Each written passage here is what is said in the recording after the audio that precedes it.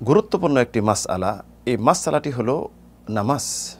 এই রমজান মাস মুসলিম বলতে আমরা সকলে রোজা রাখি এবং সকলেই 5 ওয়াক্ত নামাজ পড়ি। আমাদের একটি ধারণা রয়েছে, এই রমজান মাসে যদি কেউ নামাজ না পড়ে তাহলে তার রোজা হবে না। এটি প্রসিদ্ধ আমাদের মাঝে। সারা বছর নামাজের খবর নাই, 1 ওয়াক্ত পড়লে পড়লাম, তবে রমজান মাসে 5 ওয়াক্ত নামাজ পড়ে এবং রোজা রাখে। বিশুদ্ধ মত অনুযায়ী সারা বছর যদি নামাজ ছেড়ে দেয় ইচ্ছাকৃতভাবে, তো রমজান মাসে রোজা রাখে, তার রোজা কবুল হবে না। এমনকি অন্য কোনো ইবাদতও কবুল হবে না। রমজান মাসে সাদকা করা উত্তম, এটাও কবুল হবে না, এবং উমরা করা হজের সমান সওয়াব, এটাও কবুল হবে না।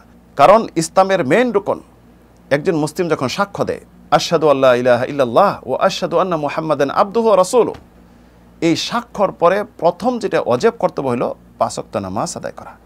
রাসূলুল্লাহ সাল্লাল্লাহু আলাইহি ওয়াসাল্লাম ইরশাদ করেছেন, উমিরতু আন উকাতিলুন নাস হাত্তা ইয়াকুলু আশহাদু আল্লা ইলাহা ইল্লাল্লাহ ওয়া ইকামিস সালাহ, আমি আদিষ্ট হয়েছি মানুষের সাথে যুদ্ধ করতে, তারা মুসলিম নয় কাফের, যেই পর্যন্ত সাক্ষ্য না দিবে, ঈমান না আনবে এবং নামাজ প্রতিষ্ঠা না করবে।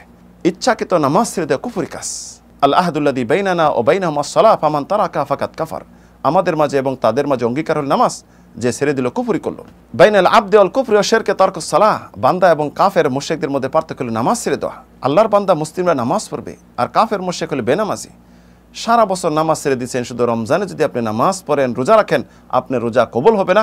তবে যদি আপনি শর্ত সাপেক্ষে তওবা করেন, আল্লাহ আমি আর জীবনে নামাজ ছাড়ব না, এবং এর উপর স্থায়ী থাকেন, এবং আগে যে পাপগুলি করেছেন, নামাজ ছেড়ে দিয়েছেন, এটি অনুশোচনা করেন, ঘৃণা করেন, এবং একমাত্র আল্লাহর জন্য যদি তওবা করে নামাজ পড়েন, রোজা রাখেন, তাহলে আপনার নামাজ রোজা সবই কবুল হবে। কারণ ইসলাম এবং তওবা পূর্বের গুনাহ মোচন করে দেয়। তাহলে আসুন, আমরা যারা বেনামাজি, নামাজ পড়িনি সারা বছর, আজ থেকে তওবা করে নেই এবং তওবা করে নামাজ এবং রোজা শুরু করি, তাহলে আশা করা যায় আল্লাহ রাব্বুল আলামিন কবুল করবেন।